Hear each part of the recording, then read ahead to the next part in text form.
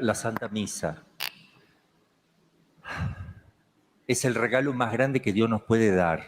Yo les pido que en este día tomemos conciencia del sacrificio de la misa.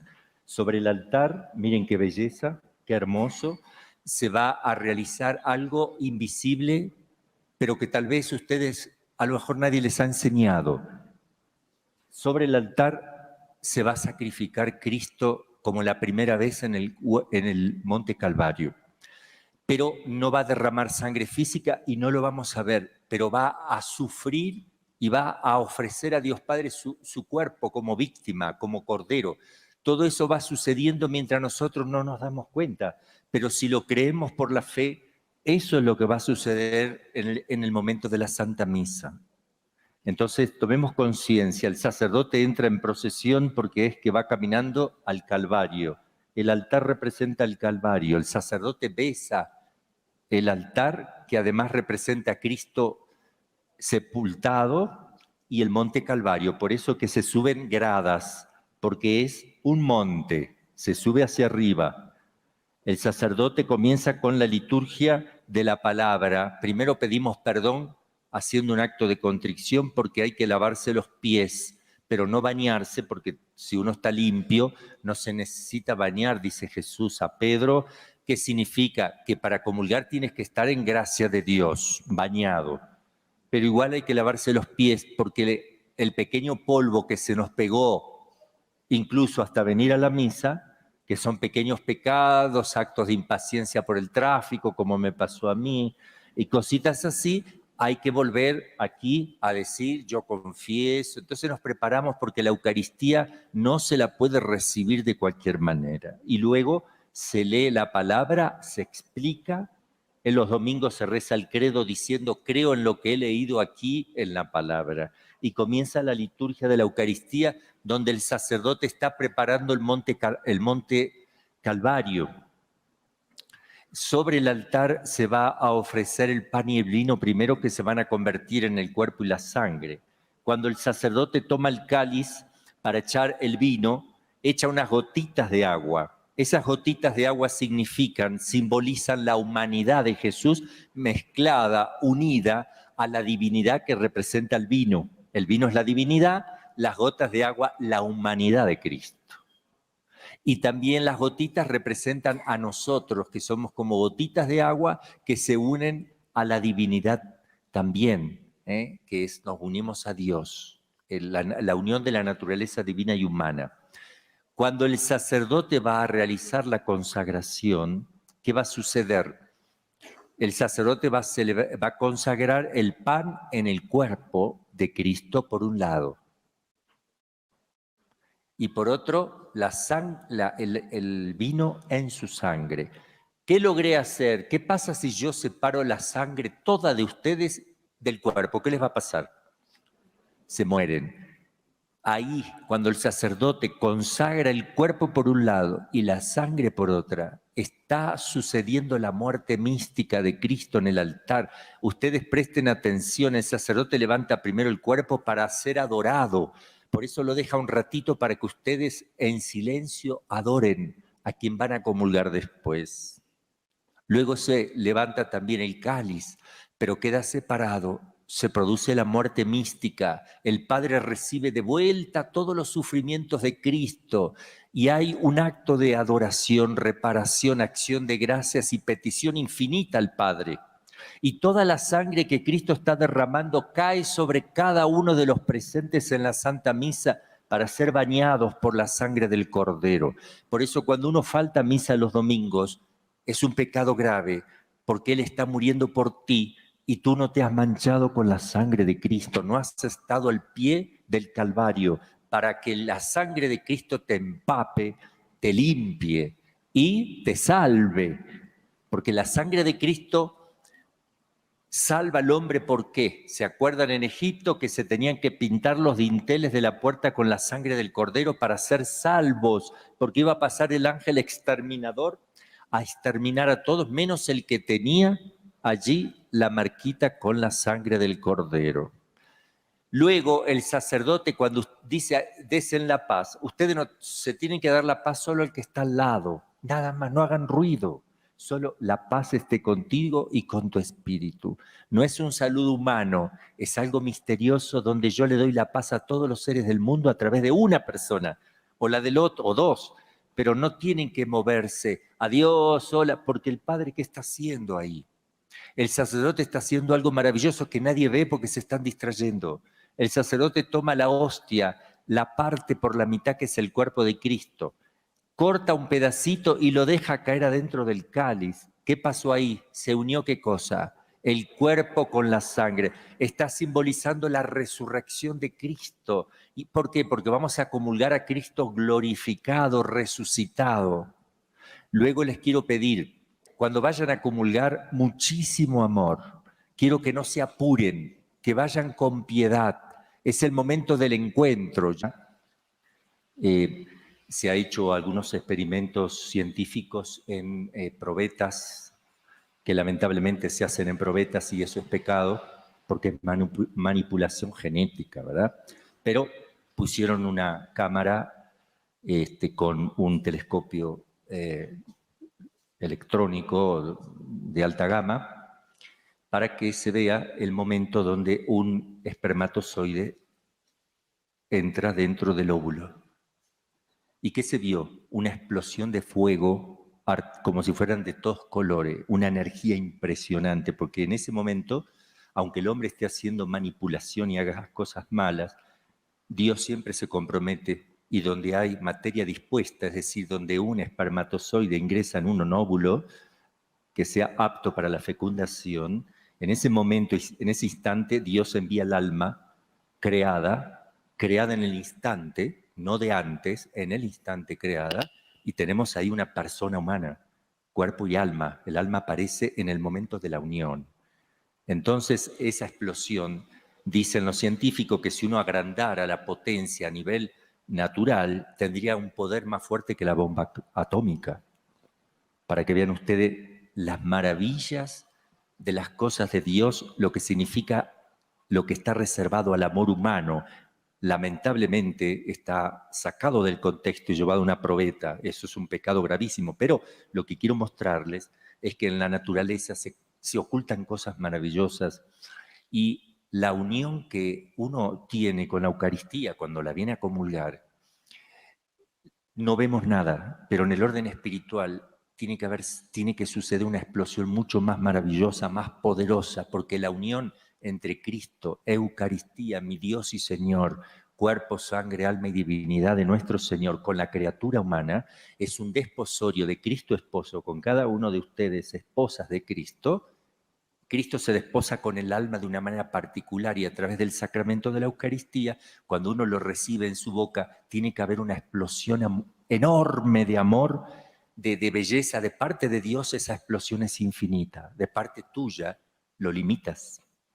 Por eso que cuanto más ames la Eucaristía, cuanto más deseo de recibir a Jesús, ese encuentro es lo más grandioso que tú tienes en este mundo, que puedes hacer después de la confesión, porque el sacramento de la penitencia, donde Dios besa el alma, bésame con besos de tu boca, dice el Cantar de los Cantares, después viene este sacramento que es más excelente aún, son los dos sacramentos más frecuentes. La Eucaristía es la más excelente de todos los sacramentos, no el más necesario, que es el bautismo, porque nos hace hijos de Dios y nos participa la naturaleza humana dentro de mi alma, es una cosa maravillosa, sino que la Eucaristía es la más excelente porque está la misma presencia de Cristo, verdadera, real y sustancialmente. Entonces, en el momento que ustedes comulgan, ese es el momento más amoroso, no es el momento que ustedes se casaron y le dieron un beso a su esposo. Ese no es el momento, ni a su esposa. Este es el momento maravilloso, el esposo eterno, divino, que ha muerto por mí, y el beso que tú le darás a Cristo en el momento de ese encuentro amoroso. ¿Cuántas comuniones te has perdido hasta hoy sin tomar conciencia del sacrificio que se está haciendo en el altar y la maravilla que vas a realizar aquí? Yo los invito que a partir de ahora, con muchísimo fervor, temblando por fuera y por dentro, se acerquen a este sacramento augusto, el pan de los ángeles por su pureza, para recibirlo con piedad, sin apuro, tranquilo, tranquilo, porque es el momento más sagrado porque se encuentran con lo más sagrado del mundo. Si creemos verdaderamente que en la Eucaristía está Dios hecho hombre, no puede ser que salgas caminando hablando con las personas como si no hubieras recibido nada. Porque estoy seguro que si un ateo le estamos explicando el catecismo y le decimos que en ese momento tú recibes a Cristo verdadera, real y sustancialmente, con su cuerpo, sangre, alma y divinidad, que recibes toda la divinidad, todo Dios recibe, todo lo divino lo recibes, toda la sustancia divina, toda la sangre divina de Cristo, que es sangre de María Santísima, su madre, todo el cuerpo santísimo de María Inmaculada sin pecado, lo tiene Cristo y lo comes todo. Y la humanidad y la sangre, cuerpo, sangre, alma, el alma misma creada por Dios, te lo comes.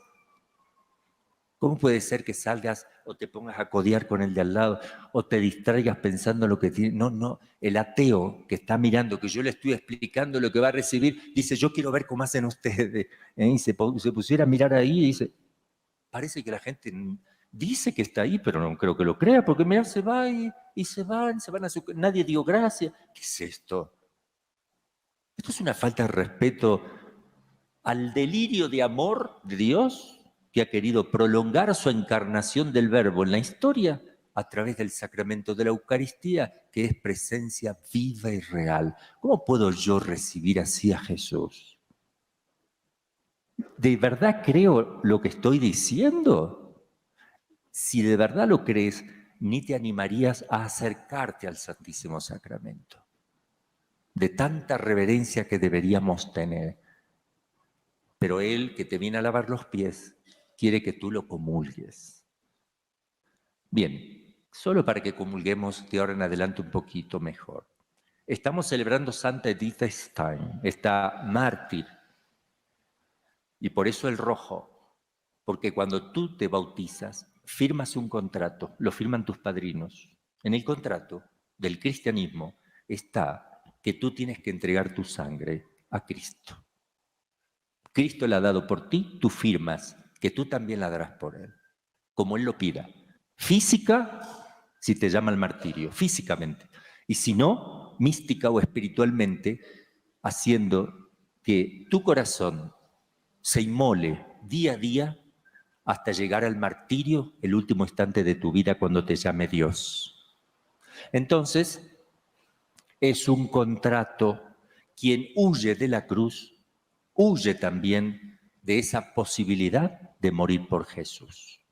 La sangre divina, que ha hecho el Verbo, la segunda persona de la Santísima Trinidad, que Dios es felicísimo en sí, y la segunda persona viene como un rayo, como un dardo, a penetrar el corazón inmaculado de María. Es el encuentro del Verbo con el corazón inmaculado, porque María Santísima, si es virgen, ¿cómo le van a fecundar?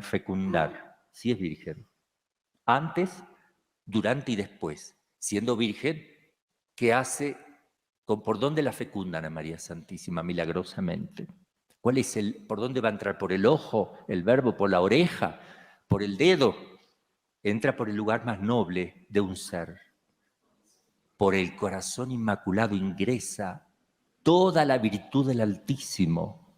No entra como una fecundación normal. Entra milagrosamente, por eso no hay varón. La acción del Espíritu Santo no va al óvulo de María. No necesita eso.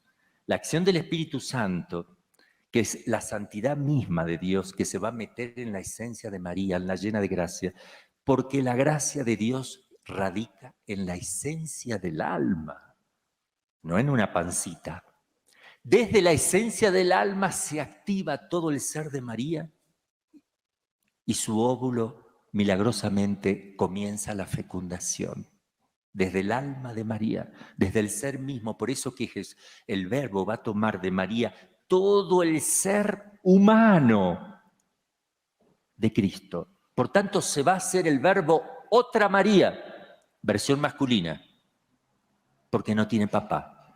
Todo el código genético le va a tomar a María Santísima. Por tanto, le va a tomar toda la parte psicológica, psicofísica y toda la espiritualidad, por ende, porque la espiritualidad de alguna manera se adecúa a la psicología y hasta la parte biológica, respetando el temperamento,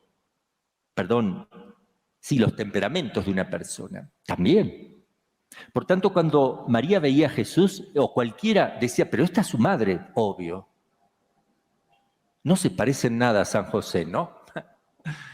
No se parece a San José. En la santidad, bastante cosas parecidas con San José, pero se parece 100%, como un clon. ¿Por qué digo esto? Porque estamos hablando de la sangre y yo quiero ir a esto. El Verbo no puede entregarse por nosotros. ¿Cómo puede morir Dios si Dios no puede morir en su divinidad?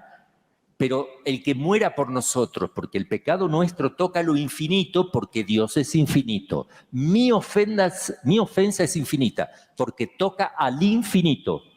Yo necesito hacer algo ahora que sea infinito para reparar. No tengo. No es infinito lo que yo pueda hacer. Necesito que lo haga Dios, que tiene poder infinito, para que se repare a sí mismo. No funciona. Tiene que ser un hombre el que repare por todos los demás, sí, de la naturaleza humana. Entonces el Verbo dice, voy a tomar naturaleza humana, me voy a hacer un hombre, pero sin dejar de ser Dios. Y el yo que tengo, que es la persona segunda, porque Dios tiene 3 yo, y es un solo Dios con 3 personas, con 3 yo distintos. El Padre dice yo y no lo dice Jesús. Jesús dice yo y no lo dice el Espíritu Santo. Son 3 distintos. Y se hablan y se comunican entre sí, pero es un solo Dios. Yo tengo uno solo, ustedes tienen un solo yo. Y Jesús, el Verbo que se encarna en María, ¿cuántos yo va a tener? Porque baja el yo, que es la segunda persona, ese baja como Dios. Es naturaleza divina y un yo, una persona divina también, un sujeto divino. Mi pregunta es, ¿Jesús, si es Dios y hombre, tiene 2 personas? Porque parecería que sería esquizofrénico, ¿verdad? Porque va a ser un poco difícil. No, tiene una sola, pero tiene 2 naturalezas. Sin dejar de ser Dios, ahora es hombre. ¿Quién? El Verbo. ¿El Verbo es hombre? Sí, el Verbo se hizo hombre, se hizo carne, sin dejar de ser Dios. Por tanto, el Verbo es el que se le aplican todos los actos. Cuando Jesús decía, miraba a alguien, ¿quién mira? ¿Los ojos? ¿Miran los ojos o miro yo? Yo miro. Por los ojos, si quieren, porque tengo ojos, pero soy yo el que mira. Entonces, cuando Jesús está mirando a alguien, a su mamá, a San José o a los apóstoles, el que está mirando no es la humanidad de Jesús. La humanidad no ve. Mira el yo, que es divino, a través de los ojos humanos. Te está mirando al modo humano. ¿Quién? El Verbo de Dios. Dios te está mirando así. ¿Quién se caía cuando Jesús era chiquitito? ¿Se cae la humanidad? ¿Se cae las piernitas? ¿Se cae o te caes tú? Yo me caigo, el yo se cae, no las piernitas. No, la humanidad no se puede caer porque la humanidad, si no hay una persona, no es nada. Entonces, cuando se caía el niñito Jesús, se caía el Verbo de Dios. Dios se cae porque tiene ahora, además, naturaleza humana. Cuando el niñito se hacía popó, que la Virgen tenía que limpiarle su colita, ¿a quién le limpiaba la colita a la Virgen? Al Verbo de Dios, para que vean la humillación de Dios, cómo nos ama, miren lo que se ha bajado. Bien, ese Verbo dijo, tomo sangre de esta Virgen, que yo la preparé desde toda la eternidad, y por eso nació sin pecado original, porque yo no puedo tomar sangre del pecado. Donde está el pecado, Dios no puede habitar jamás. Ella está exenta del pecado original. No tuvo ninguno mortal, ni ninguno venial, ni imperfecciones voluntarias. Involuntarias sí, se puede tropezar, María, se le puede caer la escoba, no hay problema. Esas son imperfecciones. Pero hacerlo a propósito, limpiar la mesa media apurada porque tiene mucho que hacer y la dejó media sucia, esas son imperfecciones voluntarias. No, ella hacía las cosas con mucho cuidado, ni siquiera eso. porque Dios tenía que tomar toda la sangre y la carne, porque lo iba a transformar en sacramento para que tú, en el momento de comulgar, tuvieras eso, sangre de la sangre de María, carne de la carne de María, alma creada por Dios y toda la divinidad misma de Dios. Bueno, cuando Dios se hizo hombre, dijo, ahora tengo un cuerpito. ¿Quién? El yo tenía un cuerpito, es decir, el verbo tiene un cuerpo. Dios ahora tiene un cuerpo. Además de ser Dios, tiene un cuerpo humano. Y por eso, ¿qué va a pasar con la parte humana? Tiene alma y cuerpo. Y cuando va a morir, se le va a separar el almita del cuerpo. Muere Dios en cuanto hombre, pero muere Dios en cuanto hombre. Pero no muere la divinidad, no puede morir. Dios en cuanto Dios no puede morir, pero muere como hombre, porque se le sale la almita. ¿Por qué? Se deja aniquilar, se deja destruir por nosotros, para dar toda su sangre preciosa. Por eso el valor de la Santa Misa aquí sobre el altar. Eso sucede en el altar. Es decir, que María tiene que estar en el altar, porque el punto de contacto de mi sangre con la sangre de Cristo, escuchen lo que estoy diciendo, el punto de contacto con la sangre divina, porque Dios tiene sangre a partir de ahora, porque está encarnada la segunda persona, tiene sangre, y esa sangre es de María, y toda la eternidad tendrá la sangre de María y la carne de María.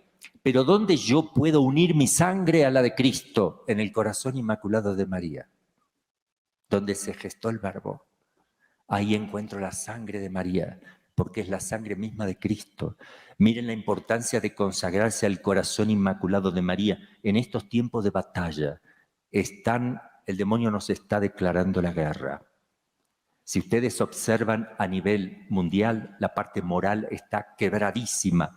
Ya estamos en contra de la ley natural directamente. Las leyes de la naturaleza no se respetan. Estamos destruyendo lo poco que queda. Y la ley natural está puesta por Dios, porque la ley natural es participación de la ley eterna que es Dios. Si tú te pones en contra de la ley natural, te pones en contra de Dios. De la ley eterna que es Dios con mayúscula, ley eterna.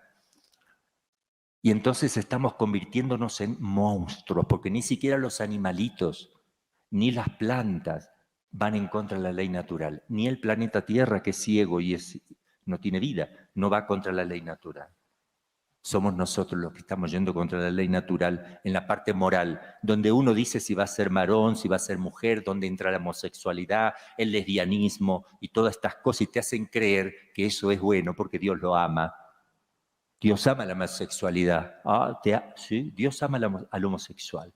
Dios ama al homosexual y nada más. No, a ver, Dios ama la persona, porque es la dignidad de esa persona, es imagen y semejanza de Dios, pero no ama las acciones que realiza esa persona. Ama a la persona, pero no las acciones que está haciendo. Y si no dejas esas acciones, te vas a ir al infierno.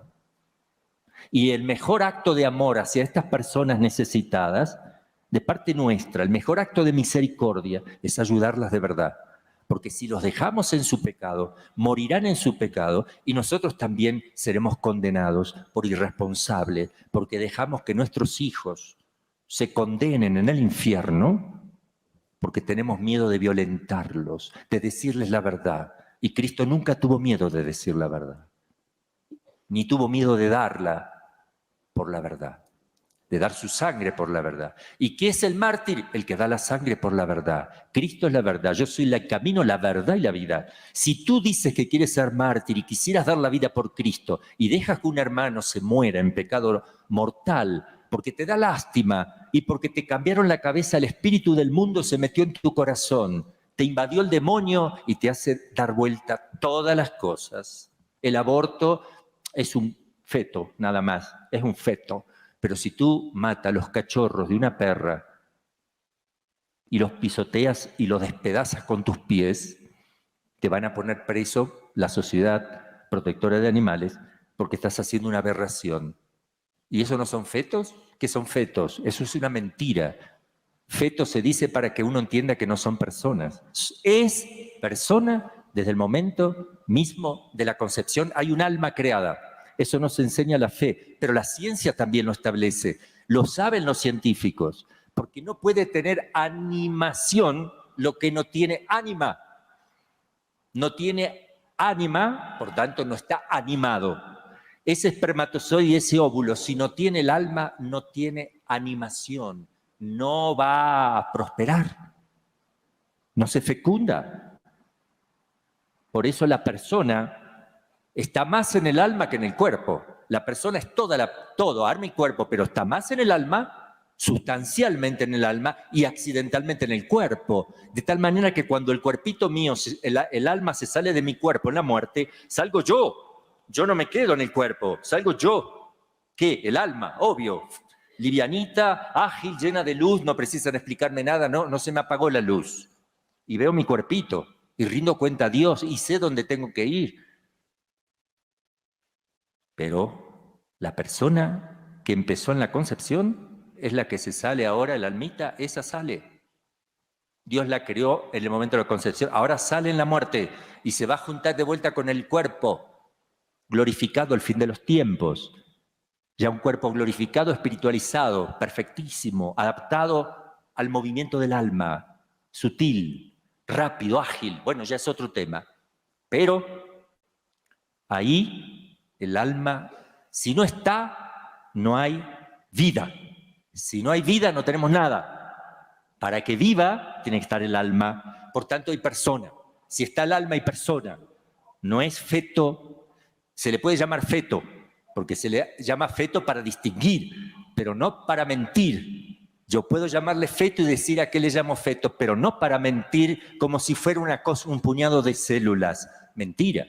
Mejor le vamos a llamar hay persona, porque en el perro hay perritos, en el gato hay gatitos, en el hombre hay hombres. Si estamos dispuestos a dar la vida por Cristo, como dice Stein, tenemos que estar dispuestos a dar la vida por defender a los niños inocentes. En primer lugar a Cristo, Cristo niño, porque el ataque es a Cristo. Nosotros tenemos que tener visión sobrenatural. Es a Cristo a quien quieren matar, pero no pueden. ¿Quién? Las fuerzas del mal, en complicidad de los hombres egoístas, que están a merced de ellos. Quieren destruirlo a Cristo niño porque el niño le pisó la cabeza junto con la mujer.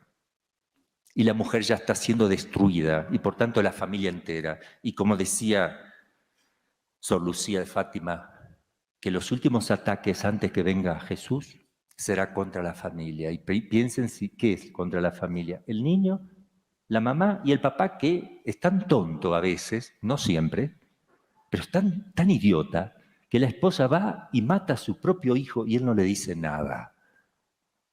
Te mataron tu hijo, papá. ¿Dónde está tu corazón de padre? Tiene que aparecer un león ahí. ¿Has matado a mi hijo? ¿O estás de acuerdo? Porque el pecado es para los dos y esa es comunión de la iglesia. El padre no tiene que permitir que maten sus hijos, porque ¿cómo quieres vivir después en la otra vida si tú has asesinado a tu propio hijo? ¿Cómo puedes encontrar vida? Claro que Dios en su infinita bondad perdona de corazón a quien se ha arrepentido. Claro, cierto que sí. Sobre todo el que de verdad se arrepintió. No el que dice, ay, perdón, perdón, por el miedo al infierno, y después se hace su segundo aborto. Y se vuelve, ay, perdón, perdón, hace el tercero. ¿Por qué? Porque nunca pidió perdón de verdad. Lo hizo porque tiene miedo al infierno, pero no porque tomó conciencia de la gravedad de ese pecado, la ofensa inmensa a Dios y la atrocidad que ha cometido. Porque si se diera cuenta, lloraría con el corazón arrepentido y no lo haría más. Y ese es el verdadero arrepentimiento. El deseo y el propósito de nunca más ofender a Dios en cosas graves. Antes que morir que pecar, decían los santos. Bien, entonces yo les propongo que para encontrarnos con ese espíritu de mártir, para encontrarnos con la sangre preciosa de Cristo que el Verbo tomó en el corazón inmaculado de María, nos consagremos al corazón inmaculado, hagamos cita en ese altar donde se gesta la vida, en el altar. Y si ella concibió por el corazoncito, ¿cómo dio a luz si tampoco rompió su virginidad? ¿Por dónde va a salir el niñito? ¿Por un ojo? ¿Por el dedo? ¿Por dónde sale? Por donde entró. pero no salió naturalmente, como todas las mujeres. No, es un dogma de fe y el dogma no es una aproximación, no es algo que se aproxima a la verdad. El dogma es la asistencia del Espíritu Santo en una definición magisterial del Papa donde no puede equivocarse. En eso. Por tanto, te lo está diciendo el Espíritu Santo. Te lo está diciendo el Espíritu Santo. Ella dio a luz. ¿Cómo se explica? Algunos lo explican así. Ella se tuvo que haber dormido en un éxtasis de amor enorme, enorme. Y cuando despierta, su niño está en sus brazos. Ella siente que salió de su corazón, pero no rompió ni siquiera su corazón. No hay que abrir su pancita, no hay que abrir el corazón. Porque entró como un rayo cuando penetra un vidrio. Un rayo de sol que penetra el vidrio calienta del otro lado. Sí que calienta, pero no rompe el vidrio. Lo pasó. Así fue fecundada desde el corazón el Espíritu Santo con su santidad. No metió nada raro, sino la gracia misma de Cristo que entró al alma de María para llenarla enteramente de la presencia de Cristo. Y eso hizo que su óvulo, el óvulo quede fecundado desde adentro, desde el mismo ser de María. Esto es único, único. Entonces, si nos consagramos al corazón inmaculado, encontraremos allí el altar donde se unió la naturaleza humana y divina en matrimonio y dio por resultado el Verbo hecho carne. Y allí entenderemos de martirio, de entrega, porque la sangre que tenemos que derramar nosotros también debe ser sangre de Cristo, porque somos cristianos. Nuestra sangre está cristificada por María, porque la sangre nuestra que es de Cristo es sangre también de María. En el bautismo, cuando nosotros nos bautizamos o vivimos en gracia después, circula no por la vena de nuestras venas la naturaleza divina de Dios, sino por el alma. Es como si el alma tuviera venas, como si tuviera, porque no tiene nada, es simple, puro espíritu, pero ahí circula como la vena en nuestro cuerpo, circula la gracia de Dios que transforma el ser. ¿Qué significa que transforma el ser de mi alma? Le voy a poner un ejemplo. Es como si un conejo, una lechuga, yo la tomo en mi mano y lo transformo en un conejito. Lo hice pasar a otra sin dejar de ser lechuga. Es un misterio. O le voy a poner otro más fácil, lo que dice Santo Tomás de Aquino. Un fierro incandescente. Tomo un fierro en la mano, un fleje, lo coloco en el fuego y espero. Se va a poner rojo, rojo, rojo. Es más, lo saco y todavía se ve como poquito de llama. ¿Dejó de ser fierro? Pero tiene fuego. Se hizo fuego sin dejar de ser fierro. Tiene todo, hasta parece que lo tiene impregnado por adentro, porque lo tiene impregnado por adentro al rojo vivo, pero sigue siendo fierro. Pero participa del fuego totalmente. No es el fuego, participa de un efecto del fuego, que es el rojo vivo que se ve. Es un efecto del fuego, que si lo tocas te quemas. En el alma pasa lo mismo. Sigue siendo tu alma, tú sigues siendo criatura, pero la gracia entra y la deja incandescente, la transforma ontológicamente, es decir, pasa a ser como la naturaleza misma divina de Dios, pero participada.